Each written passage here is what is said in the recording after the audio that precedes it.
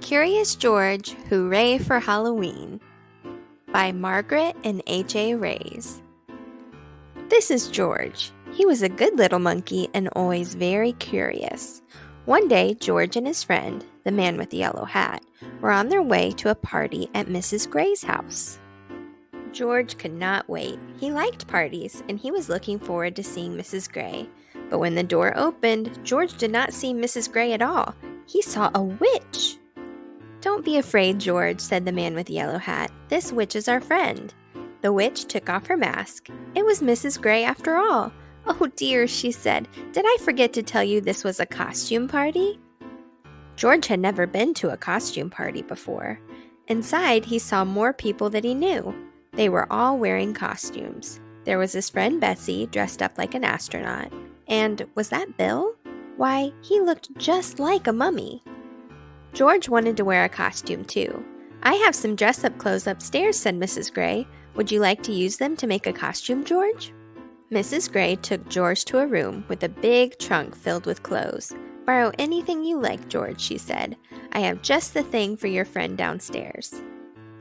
George tried on lots of costumes. The first was too big. The next was too small. Another was too silly. And this one was too scary. At last, George found a costume that was just right. George was a rodeo cowboy. He wore a vest and pants with fringe. He even had a lasso and a hat. If only he could see himself in the mirror. George was curious. Could he see himself if he stood on the bed? No, he needed to jump higher. George bounced on the bed, just a little, but still he couldn't see. He bounced a little more, and a little more. Soon, George was having so much fun he forgot all about looking in the mirror. He bounced as high as he could until... Crash! George bounced off the bed. He smashed into the night table and got tangled up in the tablecloth. Suddenly, everything went dark. George heard the people downstairs gasp. What was that? Was that a ghost? A ghost? George did not want to meet up with the ghost alone. He dashed out of the room and down the hall. He wanted to get back to his friend in a hurry, and he knew the fastest way. He hopped onto the stair rail and sailed, whoosh, down the stairs.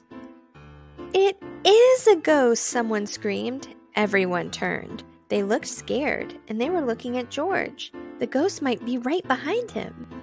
George flew off the rail and landed plop in the arms of a farmer.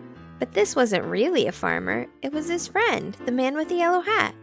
Soon everyone stopped looking scared and started to laugh. "That's not a ghost, that's a cowboy," laughed a policeman. "That's not a cowboy, that's a monkey," giggled a princess. "That's not just any monkey," said Betsy. "It's Curious George." Everyone clapped and cheered. They liked George's Halloween trick. "You gave us a good scare, George," said Mrs. Gray, "and I'm glad to see you found some interesting costumes.